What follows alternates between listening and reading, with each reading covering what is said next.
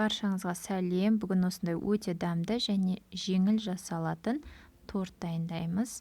Видеоны соңына дейін қарап бағалап өтіңіздер. Ол үшін барлық ингредиенттерді бір-бірімен араластырсақ болғаны.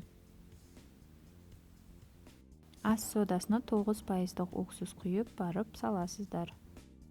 Майды ерітіп алыңыздар және сүт пен жұмыртқа бөлме температурасында болуы қажет. Осы ингредиенттердің барлығын қосып, оны миксермен араластырамыз, бірыңғай болғанша. Егер миксерлеріңіз болмаса, венчикпен араластырсаңыздар да болады. Құрамы описание бөлімінде толық жазылған. Дайын болған қамырды 190 градус қызған пеште 22 диаметрлі формада 50 минут пісірдім.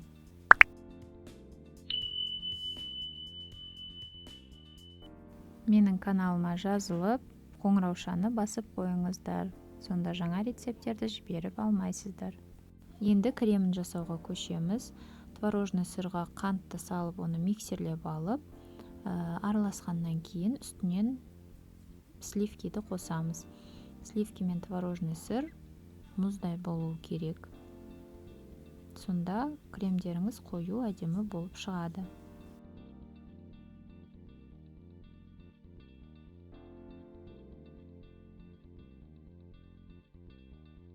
Тортты жинақтамас алдын бізде бисквит толық суып тұруы қажет.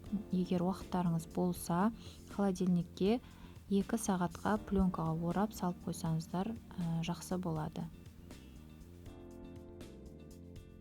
Лайк басып қолдап отырыңыздар.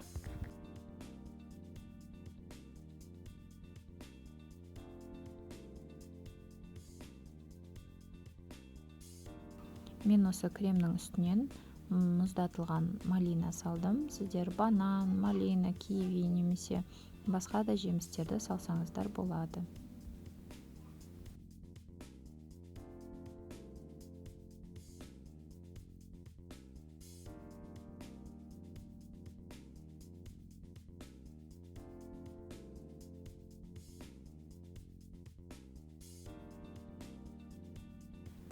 Сыртын осы креммен тегістеп, оның шетіне бисквиттің бетінен қиып алған бөлікпен крошка жасап, соны жақтым және торттың бетіне мен глазур қолдандым. Ол үшін шоколад пен сливкиді еріттім.